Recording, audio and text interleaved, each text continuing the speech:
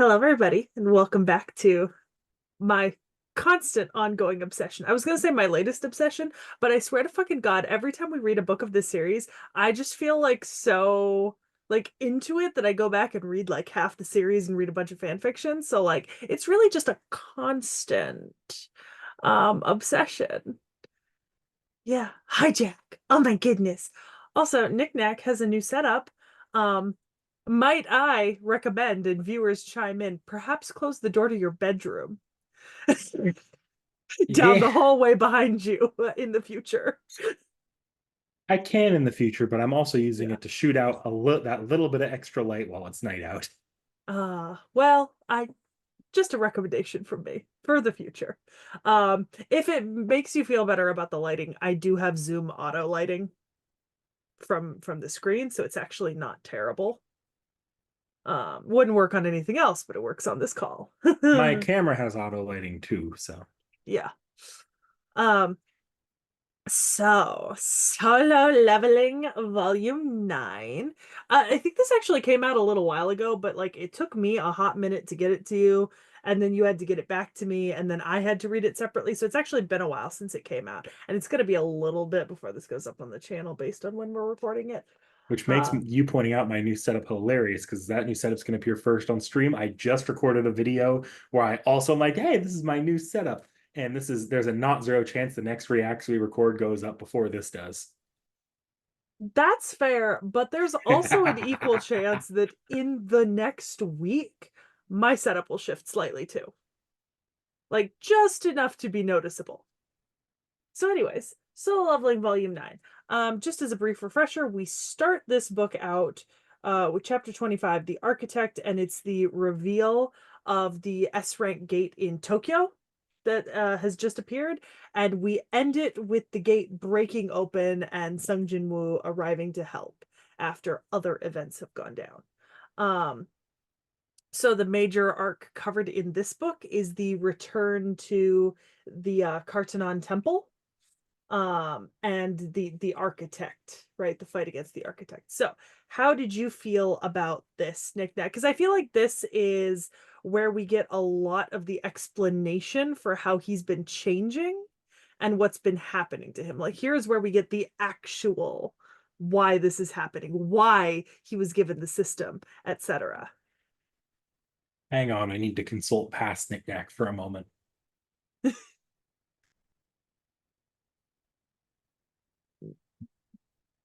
It was all right.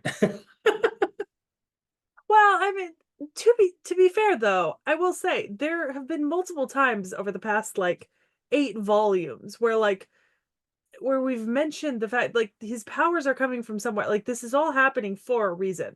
And now part of the reason the reason has been revealed to us, right? So like it's not that goodness, I just shook my own camera on accident. It's not that, he spontaneously, got the ability to level up. It's that, something was implanted into him and it has been changing him with the eventual intention that Sung Jin Woo would no longer exist. Only Ashbourne would exist. Um, but that's not what happens. Yeah, I mean, it worked as a twist, I guess. I don't know. Does I it feel like does I it kind of got that though.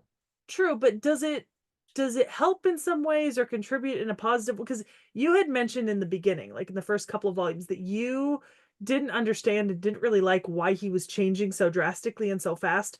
Does this help with that? I mean, relatively, I think my problem here is that this is not something he's been necessarily working towards figuring out that actively. He No, kind of because he got, didn't think anything was happening really yeah, he, it, until that thing with the ice elves, and then he had like some sense that something was happening, but he thought it was more of like a general scale and it wasn't necessarily directly related to him. like, as a twist, it's not a twist that utterly changes the status quo up on not really like outside of the oh yeah he no longer has to worry about going to the middle of the desert for not fulfilling an exercise goal or whatever from those first couple volumes. He doesn't have to worry about that anymore, but like other than that, it doesn't change up his status quo all that much. Like he's still overpowered. He's still whatever he kills, he's gonna kill. So it's not a twist that changes the status quo, and it's not a big moment for him showing off his ability to work this out because he didn't really work it out. He just followed the dots until he got back to the first dungeon where it was kind of explained to him and he found a way out of it immediately. True. So I don't know. Well, I mean, not necessarily immediately. Not Like immediately, but he like was stuck in there. Multiple people sacrificed their lives to get him out of there. I don't remember the people who died's names. Well, okay, because the most of the people who died were not necessarily named characters for us. You keep in mind like a good, I think it's something like a good like 30 people or so went in to the dun. So would you so when he goes into the double dungeon, right? Because he knows it's a double dungeon, right? He stops the lower ranked team from getting killed like his had been. And then he lets Wu Jin Chol know, right? Like the head of the monitoring division.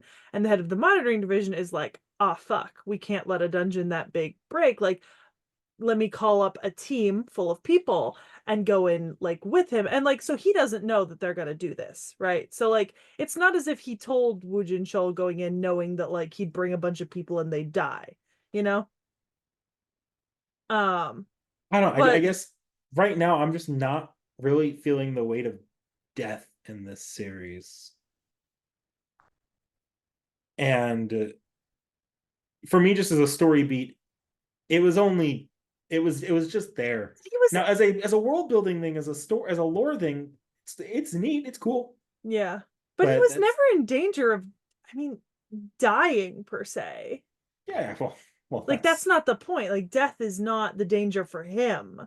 Like well, at this, like he would not have died in the Kartanon Temple one way or another. He might have ceased to be Wu Jin Chul, but he wouldn't have died per se.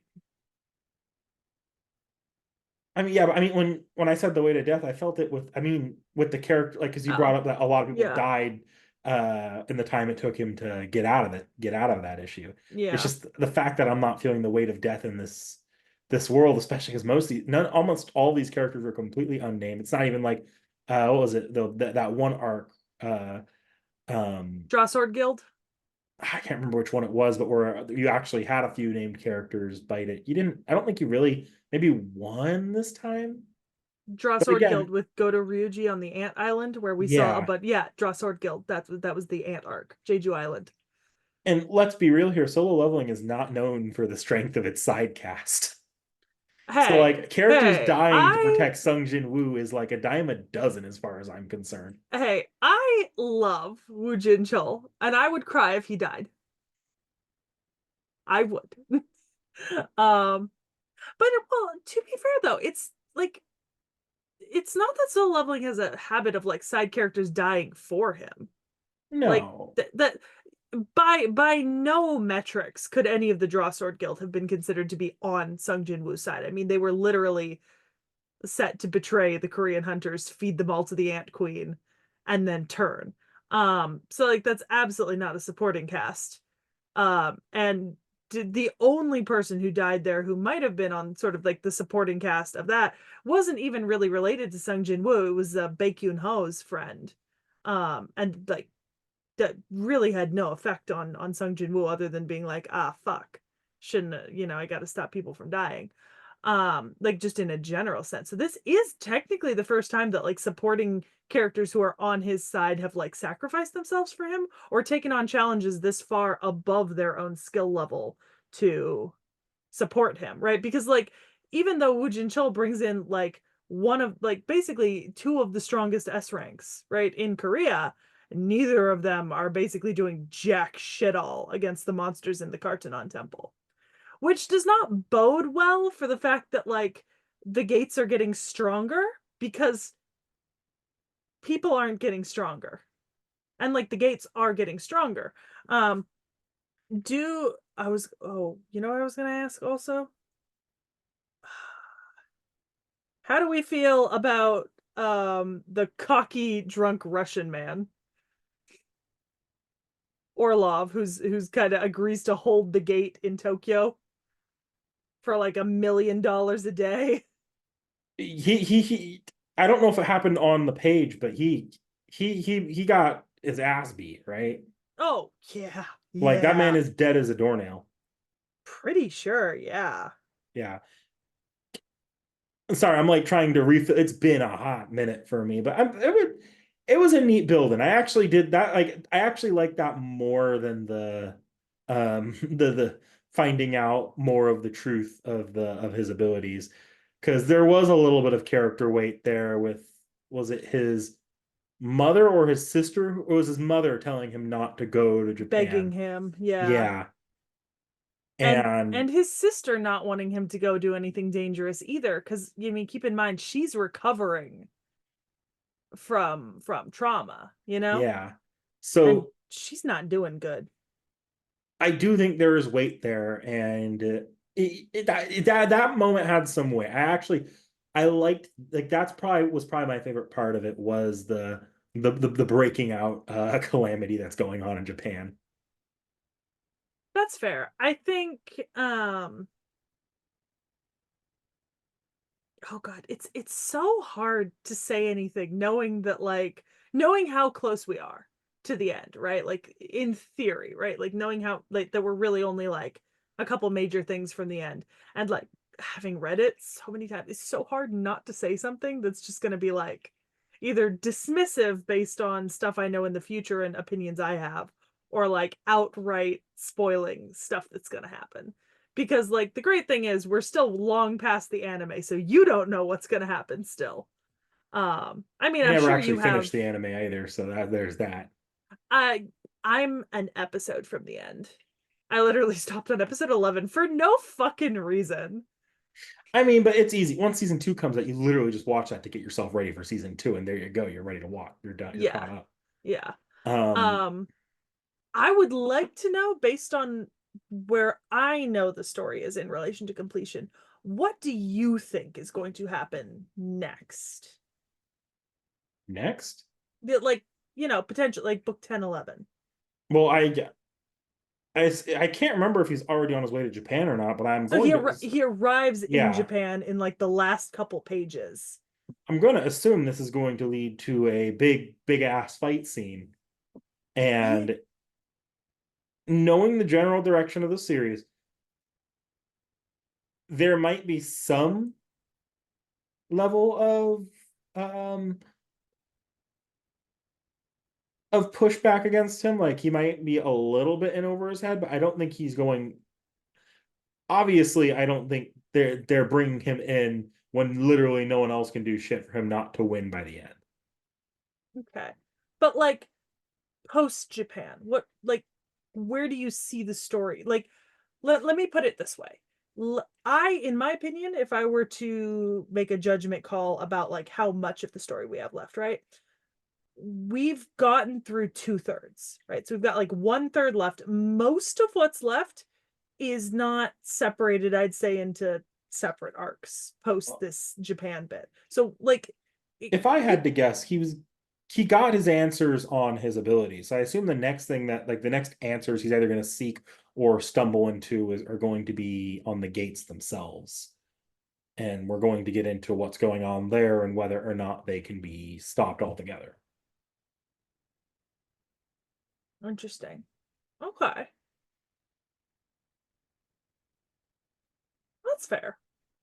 I think personally for me, obviously, it's sort of it's cathartic as someone who's like a really big fan of the series and has seen it so many times. It's always a little bit cathartic to see him like beat the shit out of Cartanon Temple.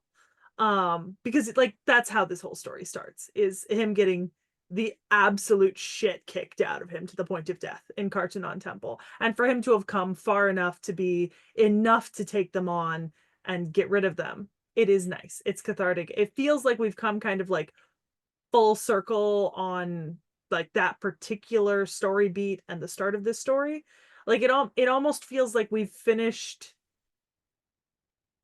It's kind of like if you were to be reading a duology, this would be sort of like the end of book one, with like the sort of Ashbourne and the war between like the rulers and the monarchs leading into like a second book in the duology, not a trilogy but a duology, with the whole thing with the monarchs and rulers being the second book is kind of how it feels to me, at least sort of in terms of reading it, because it does feel full circle once you get to kind of this book and he takes on Cartanon Temple, in my opinion at least.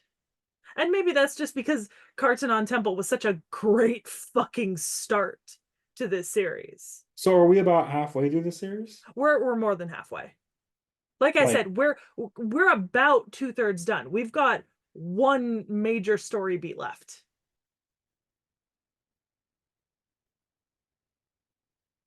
would it be mean to me to comment that as far as like big important plot beats go, you identified it as being the end of a duology, and we are through 2/3 of the series. So what the heck happened to the other to about a third chunk in there? Well, I'm saying 2/3 through on like a chapter quantity basis. Do you know what I mean? Uh, Not necessarily content, because like the sort of like this next section is a little bit stacked in terms of having like a little bit more happening, but like but that's what I mean is like what happened to about a third of the chapters there if we're only about halfway through the big important stuff. I mean I might be wrong about my cal. I'm teasing you. I'm poking fun here. I'm take making a joke at Solo Look, Leveling's look, expense. it doesn't help that Solo Leveling does not label its volumes with fucking like, but for some reason Solo Leveling is averse to putting the webtoon like chapters on the, like, I know how many chapters this is as a webtoon. I know how many chapters this is as a as like as like an online novel, right? Like I know the number, but they don't put the number in these volumes, and there's no like complete listing of all of these volumes anywhere because they're not all released. So like it's like chapter 25, The Architect. I promise you this is not webcomic chapter 25. This is like webcomic chapter like 100. Like Mhm. I So it's it's harder for you to keep internal track of where we're at. yeah, because like I and that's the other thing is I would gauge it by the novels, but the novels run at a different rate because the novels cover more chapters per book than the webcomics do, so I can't judge it by the novels either. So like for the novels, right? I know that I'm like 2 volumes from the end, right? Like I know I am because I've pre-ordered them, and that's it, right? And I know how many volumes there are, and I know that it's like 221 chapters. It's something like that. It's like 220 or 240 chapters, right? Pretty sure the webcomic ends at like 180 chapters. So as you can see, the reckoning is already different between the two versions. And then this does not keep the fucking webcomic chapter counts. It keeps like the arc counts or something, whatever it is, it doesn't keep the same way. And so I genuinely don't know how many volumes are left. Like we're at volume 9. I don't think this is going to be 18 volumes. Like that doesn't sound right. It doesn't, like that sounds like that feels like too many volumes. Do you know what I mean? Yeah, yeah. But like I don't know if it's going to be like, I want to say it's probably going to be at least 12 volumes. I 12 feels like the magic number here. I could be wrong. 12 feels right based on how much I know is left. I could be wrong. It might be 14, it might be 13. 12 feels right. But maybe that's just because for some reason a lot of the manhwas I've read have ended around 12 volumes. Like somewhere between 9 and like 13. And like 12 just seems to occur a lot, Like we're reading Abandoned Empress. Abandoned Empress, 9 volumes. We're going to be reading the final volume literally in the next month. You know what I mean? 9 Mhm. volumes and done. So it's confusing. Like I don't know. It also just like the content of everything up to Cartanon is sort of very different than the content post this second coming of Cartanon. Like it kind of takes on a different vibe. Like overall, in my opinion. So I'm curious to see if it feels different to you when you read more of it, or if maybe this is just something I'm seeing in retrospect because I've read this series like 5 or 6 times now. You know what I mean? Yeah, I can understand what you mean there. Yeah. And I think because the post return to Cartoon on stuff feels so different, it kind of feels like a part one, part two, but quantity wise, it's not really part one, part two. It's kind of like 2/3, 1/3. But the vibe changes. That makes no sense, but the vibe changes. Yeah. That's kind of how I feel about it.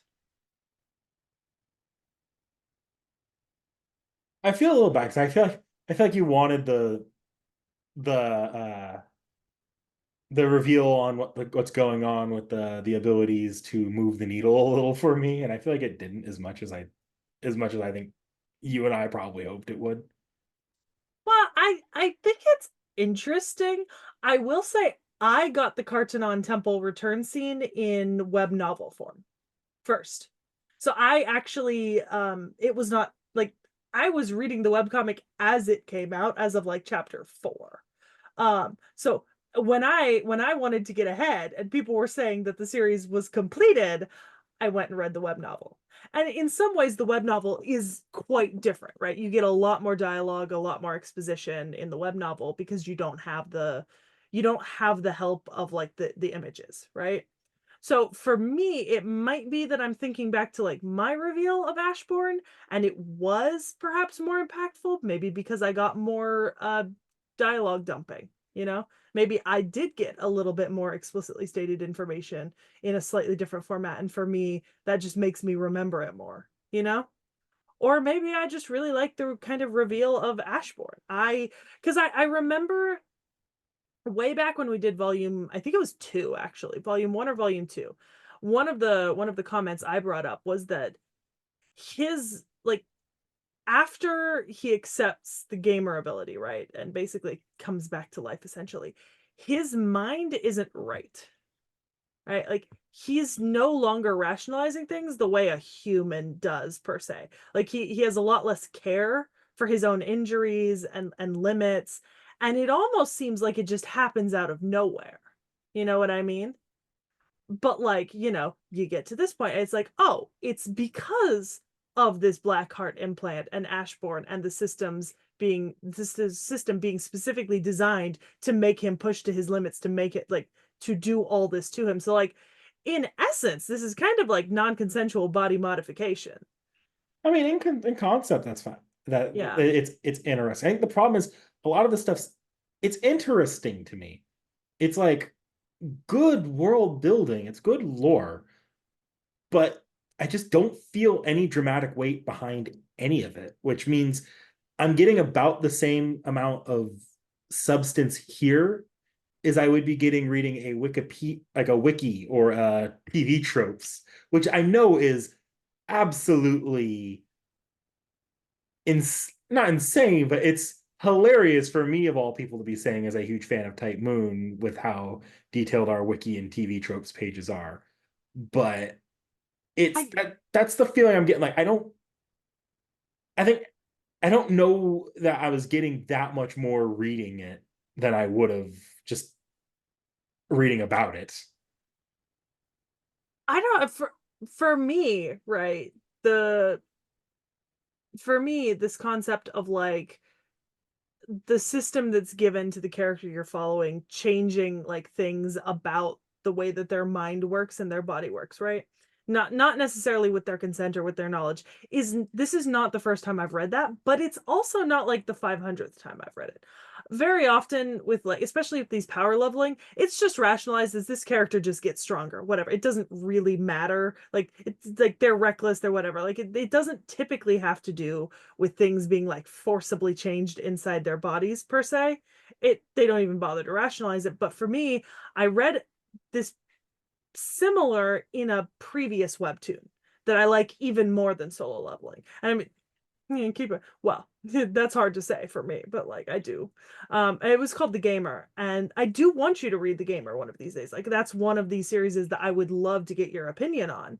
But The Gamer is more of kind of like a long haul thing for me because so Solo Leveling has like 178 chapters, right? The webcomic when it's done. The Gamer just ended. I think it's got 600 and something chapters. So it's roughly three and spare change times longer than this. Um, and so I started reading The Gamer once again back when it came out, and that was way before Solo Leveling, right? Like 600 chapters. It's been ongoing for like almost a decade, I think. I think I've mentioned The Gamer before when we talked about Tower of God and Noblesse because they're all from a similar era, like back like the early start of like those really popular webtoons. And I really liked it in The Gamer. And then seeing it again here in Solo Leveling, I liked it just as much as I did in The Gamer because the series is do different things, with it. Like I think the concept is suitably horrifying to me. Like I do agree. Mhm. Like it's a disturbing thought, and I know how I feel about it. But on a storytelling level, I don't know that I know how Sung Jin Woo feels about it, or if he feels about it at all at this point.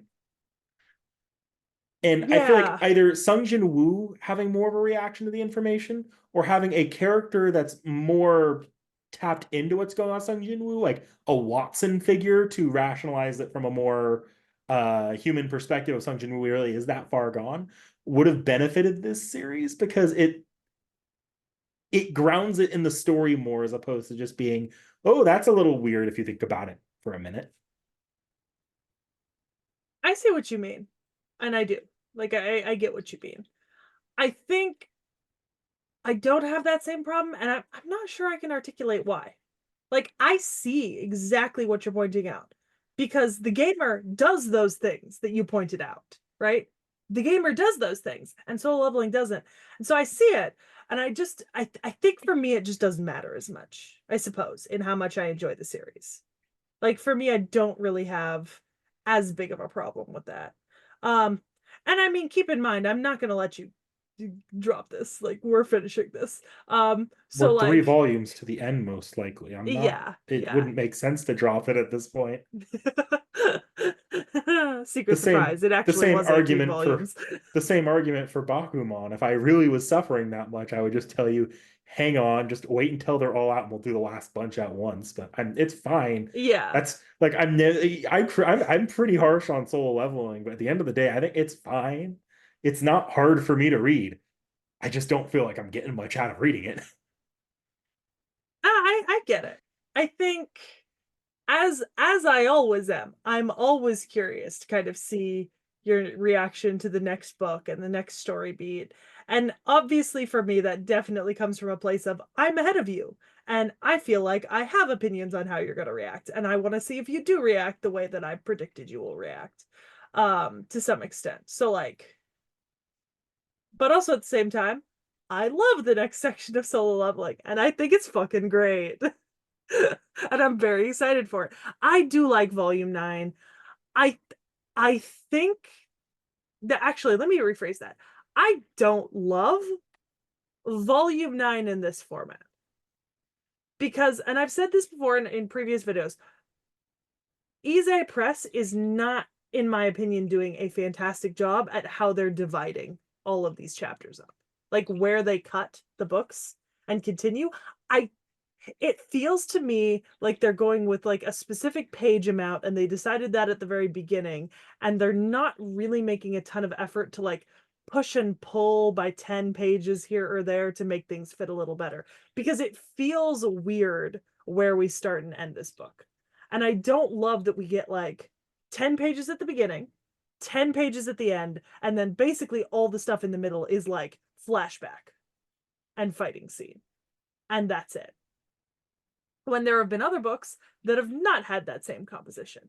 So I actually don't like the way that this book is divided, but I like the arcs it's covering in the larger context of the series at this point, if that makes sense.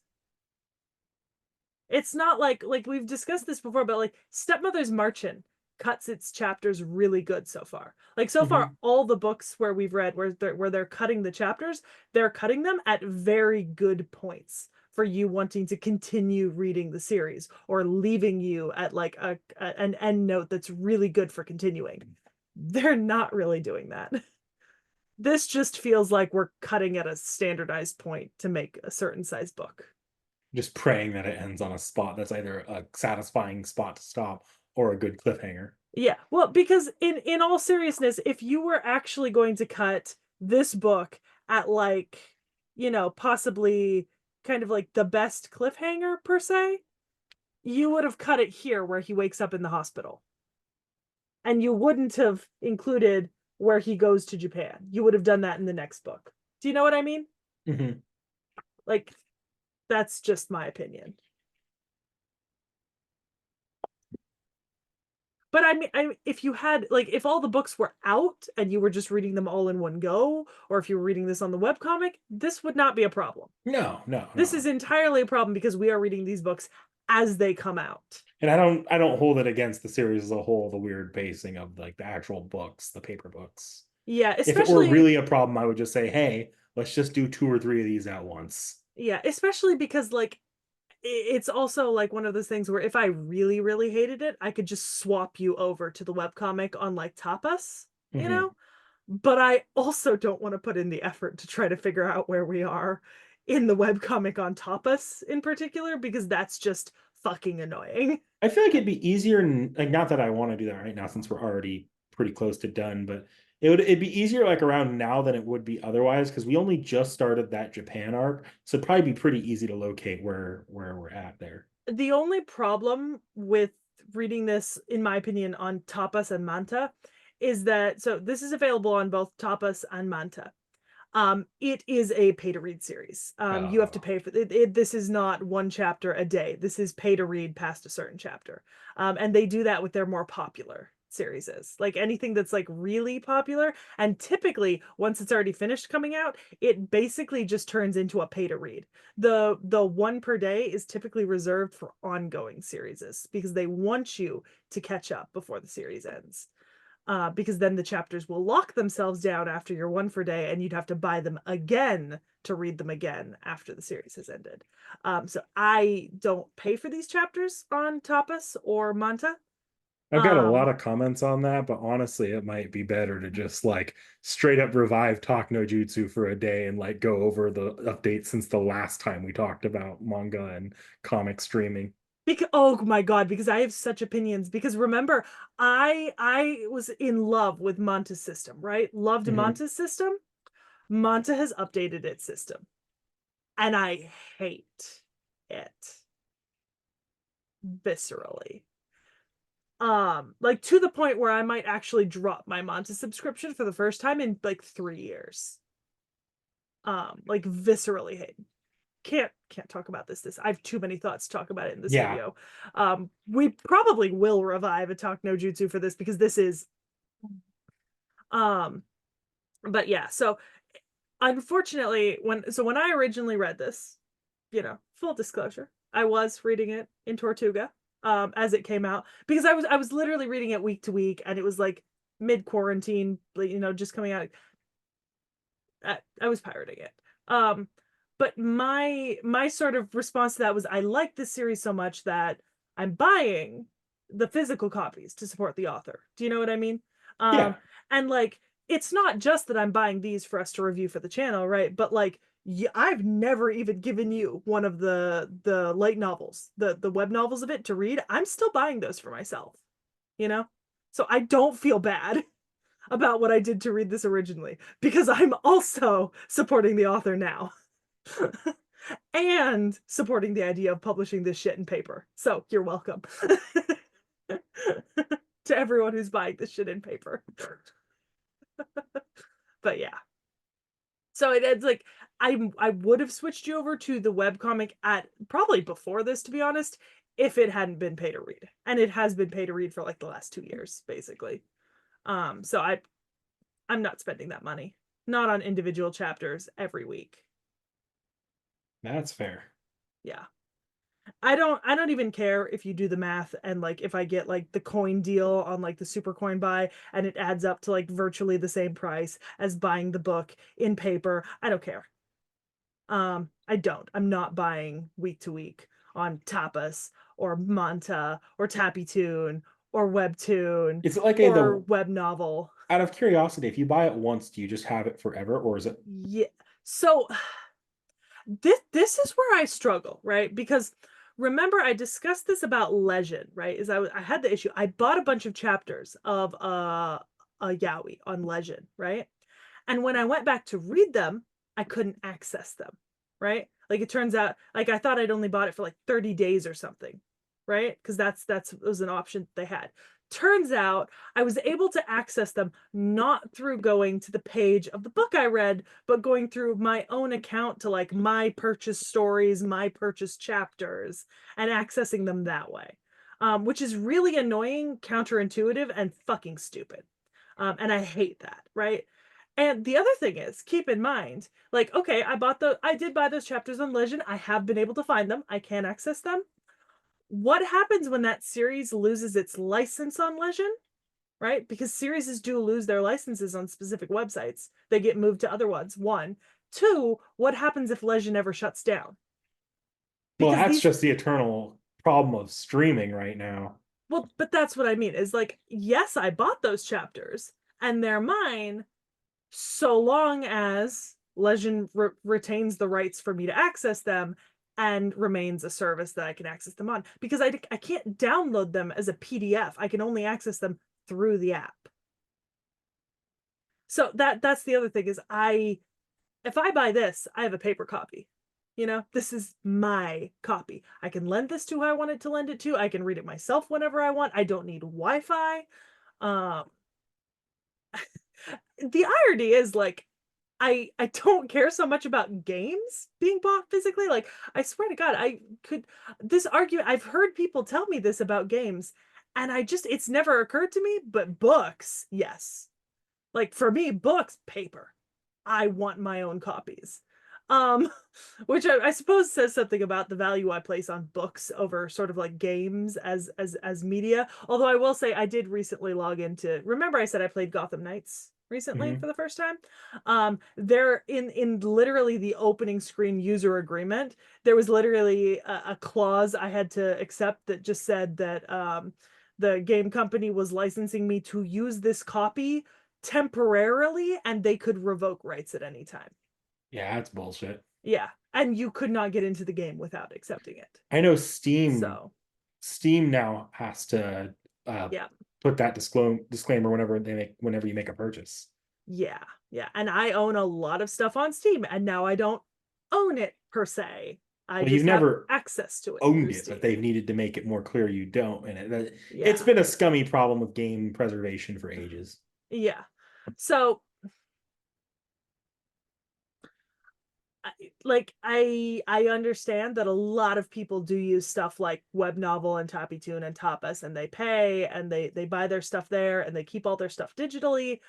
I just can't bring myself to do that with webtoons and manhwa and web novels. I want my own copies. That seems to be something that I don't really apply to games, paradoxically, but for me, books, I need my own copies. I would not pay to get that sort of stuff on Tapas, even if the price was the same as buying the physical copy. I mean, outside of your own like preferences in media consumption, it is the same thing. Yeah. It Yeah. is So, literally the exact same issue. I've heard the discussion on this for movie purchases from iTunes before. Actually, that oh, happened with was it PlayStation? They shut down one of the major like non-movie services that offered movie purchases shut down their movie purchases and everyone just lost their movies. yeah, yeah. Speaking of iTunes movies, I purchased movies on there. I can only access them now on my iPod Touch. I guess what never gets charged anymore because it has the battery life of a fucking potato. My iPod Touch. And it has a screen the size of my fingernail. My iPod Touch.